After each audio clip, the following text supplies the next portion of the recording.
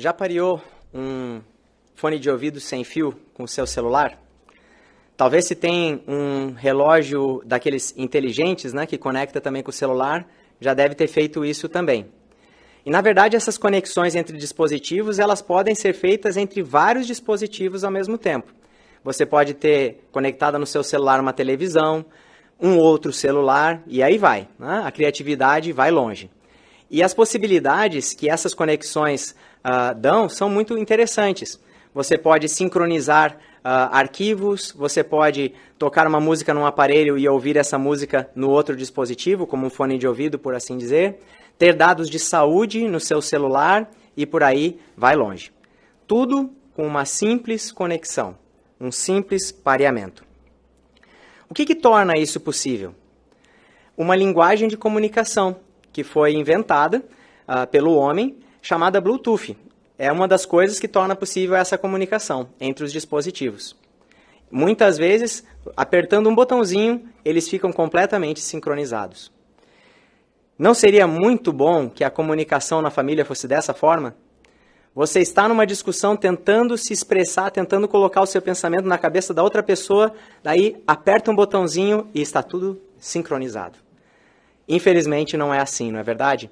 Na verdade, a comunicação na família hoje é um desafio. Veja essa imagem. Aí nós vemos no carro uma família que está próxima fisicamente, mas muito distante emocionalmente e mentalmente. Estão todos próximos, cada um com o seu próprio pensamento isolado numa ilha.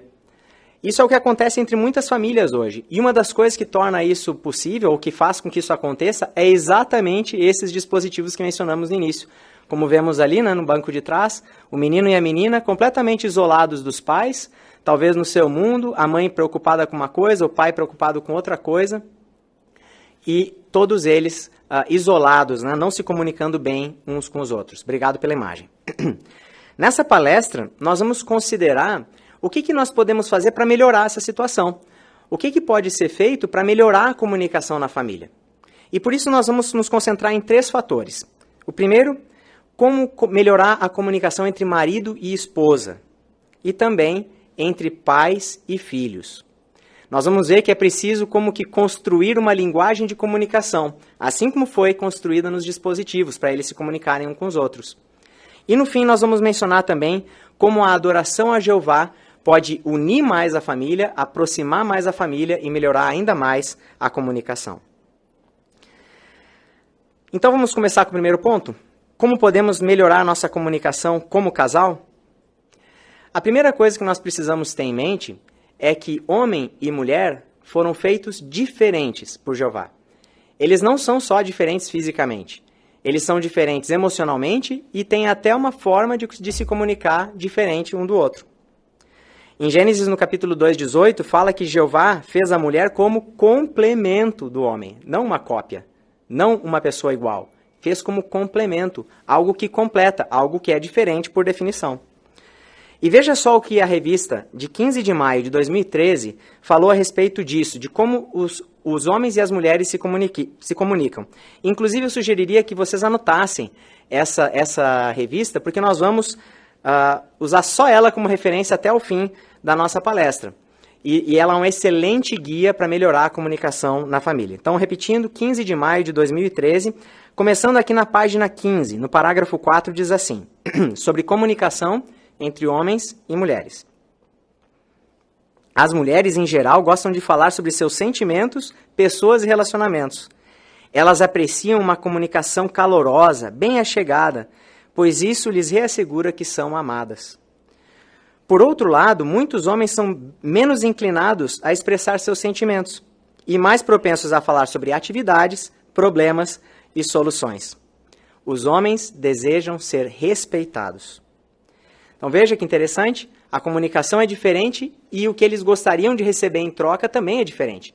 Ao passo que a mulher prefere receber o amor, o homem muitas vezes prefere receber o respeito. Como é importante, então, levar em conta como a outra pessoa se comunica. Pense o seguinte, se você está conversando com seu cônjuge, seu objetivo nunca deve ser ganhar uma discussão, ganhar uma argumentação. o seu objetivo deve ser sincronizar, estabelecer uma base comum, chegar ao mesmo pensamento. Então, por isso, é muito importante saber como o outro se comunica. Vamos ler juntos na Bíblia algo que salienta bem esse ponto. 1 Pedro, no capítulo 3, o versículo 7. Especialmente relacionado a como o homem deve agir. Né? 1 Pedro 3, 7.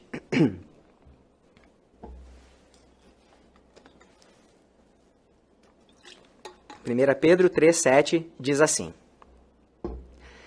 Da mesma maneira, você, marido, continue a morar com sua esposa segundo o conhecimento.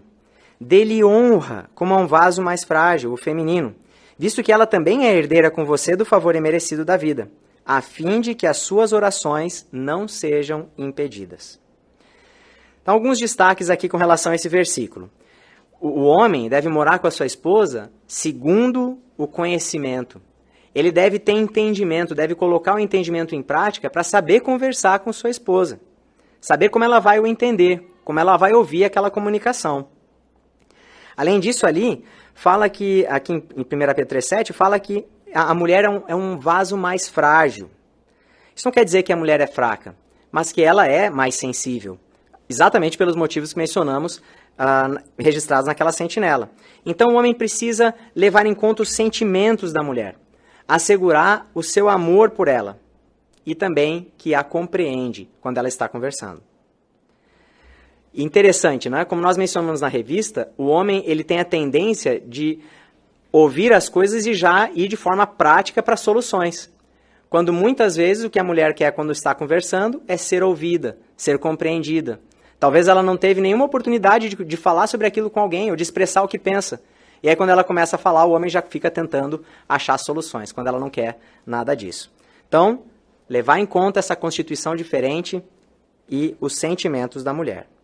E o assunto é bem importante, principalmente para o homem. Não se fala isso a respeito da mulher, mas fala a respeito do homem, a fim de que as suas orações não sejam impedidas. Então, a nossa relação como maridos com Jeová está em risco se a gente não levar em conta os sentimentos da nossa esposa. Nós podemos arriscar nossa própria relação com Jeová. É muito importante que o marido dê atenção a esse assunto, como escuta e como conversa com sua esposa. Um excelente exemplo de um homem que soube escutar e soube falar com sua esposa foi Eucana. Veja como está registrado na Bíblia, aqui em 1 Samuel 1, do 4 ao 8. Aqui dá um paninho de fundo, né, sobre o que estava acontecendo naquela situação. A partir do 4, diz assim: Certo dia, quando Eucana ofereceu um sacrifício, ele deu porções à sua esposa Penina e a todos os filhos e filhas dela. Mas a Ana deu uma porção especial, porque era a Ana que ele amava. No entanto, Jeová não tinha dado filhos a ela, e sua rival a provocava continuamente para fazê-la se sentir aflita, por Jeová não lhe ter dado filhos. Era assim que Penina fazia todos os anos, sempre que Ana subia à casa de Jeová. Sua rival a provocava tanto que ela chorava e não comia. Então Eucana, seu marido, lhe disse: Ana, por que você está chorando e por que não come? Por que está tão triste? Será que eu não sou para você melhor do que 10 filhos? Notou aqui na forma como Eucana falou com sua esposa que ele não ofereceu nenhuma solução para o problema dela? Ele não ficou dando alternativas que ela podia fazer? O que ele fez? Ele fez perguntas. Ele fez perguntas para saber como que Ana estava se sentindo. Esse era o interesse dele. Por que você está tão triste? Fala comigo. Eu estou aqui para você, para te escutar. E aí no final, a última pergunta, que talvez poderia ser uma aparente solução, na verdade não é. Né? Será que eu não sou para você melhor que 10 filhos? Não era isso que Eucana estava querendo dizer. Você não precisa de filhos, você tem a mim. Não era isso. Ele estava simplesmente assegurando o seu amor por sua esposa. Então veja como ele soube se comunicar com Ana. A partir daquele momento, Ana conseguiu expor seu problema para Jeová e conseguiu até entender a resposta de uma oração. Eucana foi muito bem sucedido em conversar com sua esposa. No lado da esposa, também é importante entender como o homem pensa e como o homem entende as situações, como ele escuta as coisas. ela também precisa levar em conta a forma diferente do homem pensar e se comunicar. Lembra, os dois querem sincronizar, né? Os dois. Então não adianta só dizer, meu marido, minha esposa. Não, os dois querem conseguir conversar. Então a esposa também deve fazer isso, né? Deve tentar entender como o homem pensa, como o homem se comunica e conversar da mesma forma. Como o homem é mais prático, é importante que a esposa seja aberta em expressar os seus sentimentos.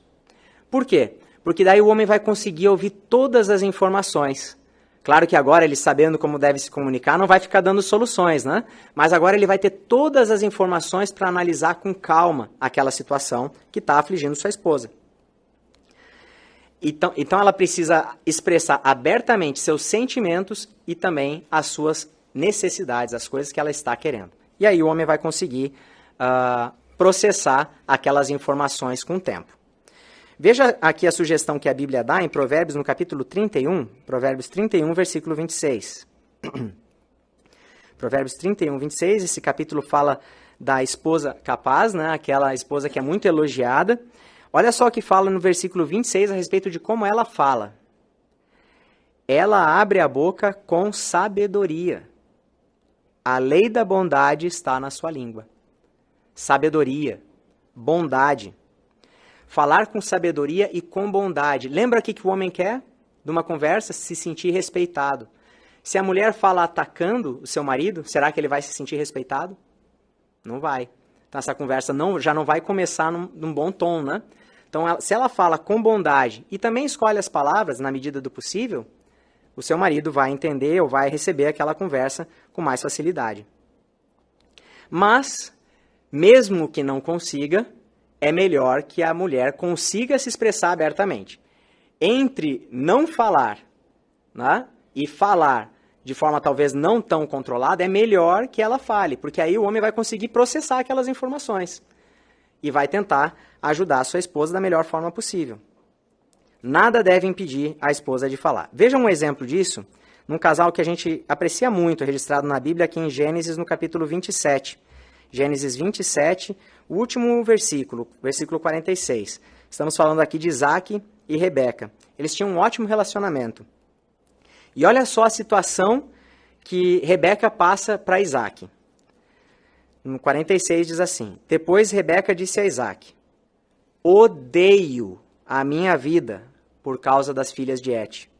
Se Jacó tomar uma esposa dentre as filhas de Et, como essas filhas dessa terra, de que me adianta viver? Odeio a vida. De que me adianta viver? Marido, se você ouvisse sua esposa falando isso, ia dar uma tremida nas pernas, não é verdade? Odeio a minha vida. Se meu filho, esse outro aqui, meu filho aqui, Esaú, tomou as filhas desse país. Né? Se esse outro tomar também, por que eu vou querer continuar viva? O que aconteceu aqui? Rebeca, ela estava muito frustrada, muito preocupada. Mas notou que a forma de ela conversar e apresentar o assunto para Isaac não foi agressiva e também não atacou a ele? Ela poderia ter dito: você foi me buscar lá dos meus pais e me trouxe para esse lugar aqui onde ninguém adora Jeová. E agora daqui, um já foi, um filho já pegou as filhas daqui. E o outro? Ela não falou dessa forma. Ela personalizou para ela: eu estou me sentindo muito preocupada. Essa forma de se comunicar foi tão boa e tão eficiente que, na sequência, Isaac tomou providências para que o outro filho não se casasse com as filhas do país, ali onde eles moravam, que não adoravam a Jeová. Ele mandou Jacó, o outro filho, buscar uma esposa entre os seus parentes, entre adoradores de Jeová. Então, uma comunicação que funcionou. Mas, para estar bem afinado, é importante reservar tempo. Uma boa conversa não aparece do nada. Então, é importante o casal se perguntar: será que eu reservo tempo regularmente para conversar um com o outro? Outra coisa que pode ajudar é a humildade. Mesmo que um do casamento, o marido ou a esposa, escorregue da forma como se comunicou, o outro não vai ficar assim: poxa, olha ele aí, já chegou errado em mim, se colocando acima.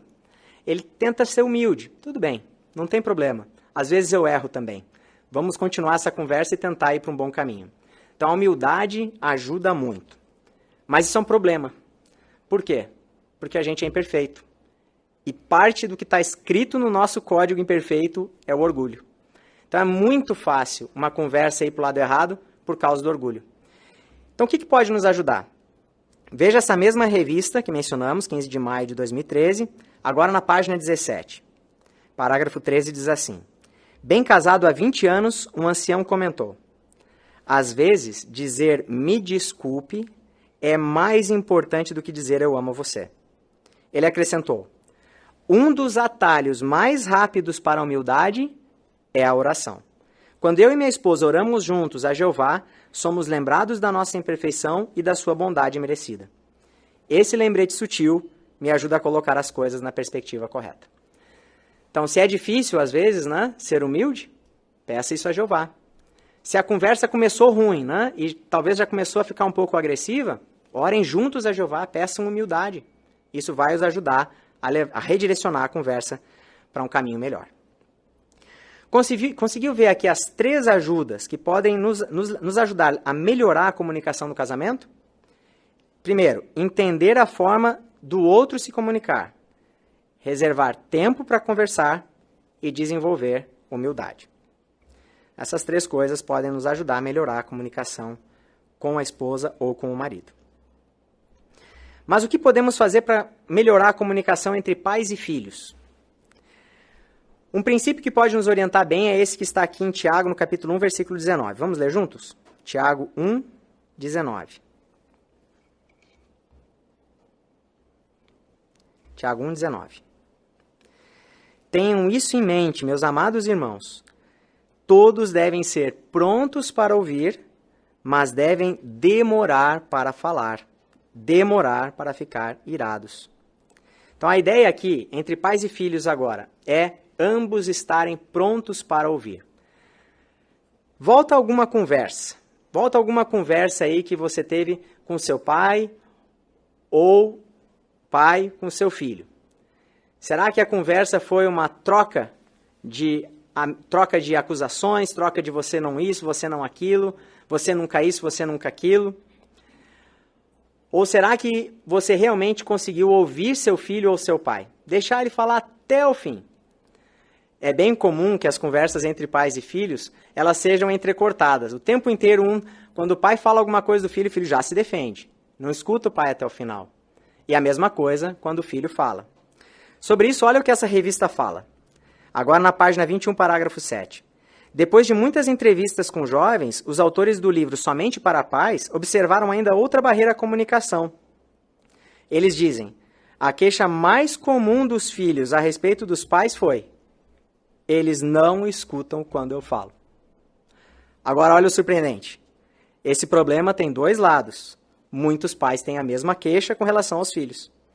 Então, é os 2 lados, parece, né, como a queixa é comum, os 2 lados ignorando o princípio bíblico. Então, a conversa não acaba bem. Então, é fundamental que estejam sempre prontos a escutar. Talvez o pai, que é o mais maduro, né, ou a mãe, os pais, que são os mais maduros, mais experientes, eles consigam se controlar um pouquinho mais. O filho está lá apresentando o assunto, está nervoso, está falando, o pai já vem com a ideia na cabeça. Está aqui o problema. Mas em vez de interromper, deixa o filho falar. Era isso, meu filho? Era isso que você gostaria de falar? Sim, era. Aí o pai pode ajudar na medida possível, né? Mas os jovens também têm que fazer a sua parte. O princípio vale para os 2 lados. Para o jovem se achegar ao pai, é fundamental que o pai e a mãe sejam acessíveis. Se o jovem está com problema, ele não quer ver o pai ocupado, atarefado, estressado, não vai levar o problema naquela hora. Então o pai precisa ser acessível. Quando eu falo pai, eu estou falando dos pais, né? Pai e a mãe. Olha o que essa revista Sentinela fala. Pais, se quiserem que seus filhos recorram, se não quiserem que seus filhos recorram aos seus colegas em busca de conselhos, tornem-se pessoas acessíveis com quem é fácil conversar. Certa irmã adolescente escreveu: é só mencionar o nome de um rapaz que meus pais já ficam incomodados. Isso me incomoda e me deixa em dúvida se devo continuar a falar. Outra irmã jovem escreveu: muitos adolescentes querem ouvir os conselhos de seus pais, mas se os pais não os levam a sério, eles vão procurar uma pessoa que faça isso, mesmo que seja menos experiente. Se você estiver disposto a ouvir seus filhos sobre qualquer assunto de modo compassivo, provavelmente verá que eles se expressarão e apreciarão seus conselhos. A gente aprende duas coisas interessantes desses comentários dessas meninas aqui, né?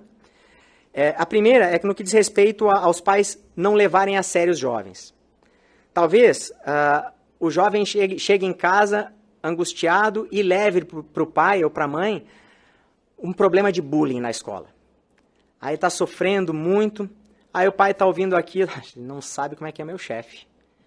Ele que acha que isso é bullying, vai ser humilhado todo dia. Isso aí é tranquilo, é criança, eles não estão crescendo ainda. Diminui o problema. Mas o ponto é, o problema que o pai está enfrentando é da dimensão igual que o do filho. Será que o pai volta feliz por causa do que acontece com ele? Só que agora o filho voltou para alguém que pode consolar ele. Então o pai não deve diminuir, não pode diminuir os problemas dos filhos. Isso, como a menina falou aqui, né, essa jovem falou, transparece a ideia de que eles não levam os filhos a sério. E diminui a vontade dos filhos de conversar com seus pais. O segundo ponto é aquele que a outra falou, né, de falar sobre um rapaz. Controle a sua reação quando eles contarem algo que deixa vocês preocupados. A gente consegue se colocar no lado do pai disso daqui, né? Chega a menina e começa a falar de um rapaz. O pai, como assim? Com sua idade? Não, perdi meu bebê. O pai apavora. Só que ele não controlou a reação. E a menina, será que ela vai contar sobre o próximo rapaz que ela se interessar? Ou será que aquele rapaz ela queria namorar ou só achava ele bonitinho? Então, assim, não extrapolar, não exagerar os assuntos, né? Controla a reação, fica calmo, escuta até o fim e aí pode dar um conselho quando isso for o momento. Então, muito importante os pais agirem dessa forma, né? Isso tudo está envolvido naquele princípio de ouvir mais e falar menos. No caso de pais e filhos, também é importante reservar tempo para conversar. Mais tempo juntos emocionalmente, não só fisicamente. Aquela família que vimos na imagem no início estava junto fisicamente, mas estavam completamente isolados. Então os pais precisam estar juntos com seus filhos, escutar, ter momento para conversar. Não simplesmente reunir a família e ligar a televisão. Vai ficar todo mundo sozinho de novo. Ninguém está conversando. Então é importante passar tempo juntos. Lembra quando não tinha aparelhos eletrônicos e tantas coisas para ver na TV? As famílias se reuniam numa mesa e simplesmente jogavam conversa fora, comendo um doce, ou jogando um jogo, dando risada juntos, contando piada. Hoje parece até retrógrado pensar nisso, mas como era bom, não é verdade? Então isso pode ser algo habitual na sua casa e vai ajudar a sua família a ficar mais unida. No caso dos jovens, vocês filhos, é importante vocês pensarem que vocês precisam da orientação dos seus pais. Em Provérbios 1:5 fala que o homem de entendimento, que é o que todo jovem acha que é, né? Um homem de entendimento, o homem de entendimento busca orientação perita, Provérbios 1:5. A orientação perita são os seus pais.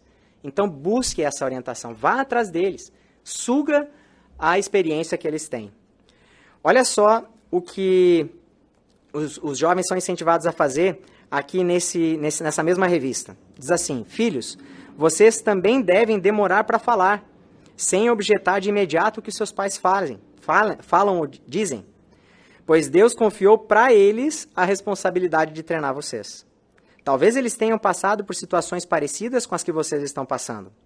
Além disso, eles lamentam os erros que cometeram e desejam sinceramente que vocês evitem erros parecidos. Assim sendo, encarem seus pais como aliados, não oponentes. Note que quando o jovem encara as coisas dessa forma, a forma de falar com seu pai vai ser completamente diferente. O jovem está pensando, eu estou passando por uma situação difícil, mas aqui, nessas duas pessoas, ou nesse meu pai ou nessa minha mãe, está o que eu preciso para lidar com isso. Como que o jovem vai chegar? Pai, estou com uma situação difícil. Fala a situação. Seu pai, que agora sabe ouvir, né? Ouviu a situação, vai dar um conselho para o filho. E o filho vai ouvir aquilo com toda a atenção. Preciso extrair a experiência. Não entendi tal coisa, pai. Tal coisa ele vai explicar. E aí vai uma conversa muito mais construtiva. do que simplesmente uma troca de palavras ásperas. E quando os pais veem isso nos jovens, a surpresa é que eles veem assim: puxa, meu filho está amadurecendo, minha filha está amadurecendo. E a confiança dos pais também aumenta nos filhos. Tudo fica melhor quando a comunicação é boa, é construtiva. E no caso dos pais e filhos, notou como nós podemos melhorar a comunicação? Escutar com atenção, reservar tempo para conversar e, no caso dos filhos, valorizar a experiência dos seus pais e falar com respeito. Voltando à ideia inicial do Bluetooth, para funcionar, as especificações dizem que os aparelhos não podem estar distantes mais do que 60 metros, eles precisam estar próximos.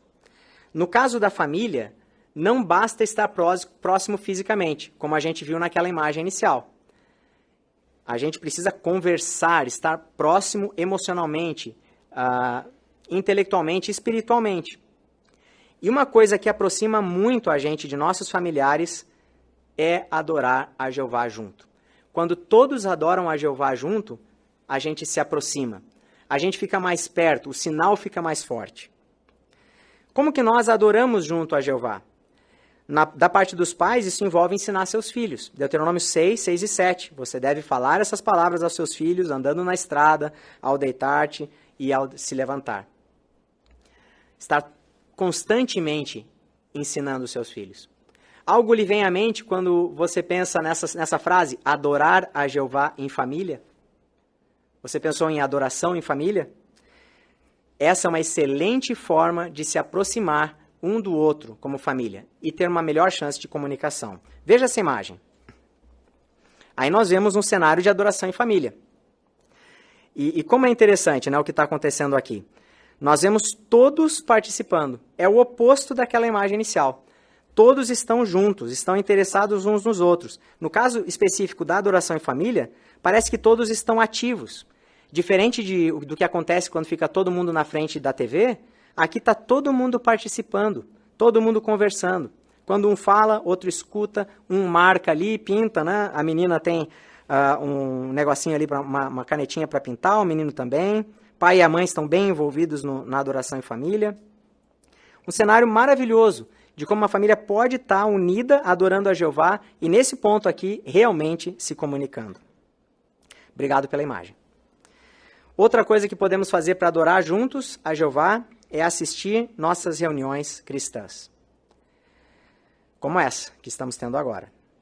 Também aproveitar momentos de descontração e recreação em família. Como mencionamos, né? Coisas que não envolvam estar todos passivos na frente de uma TV. A verdade, irmãos, é que não é fácil manter um ambiente agradável todos os dias em casa.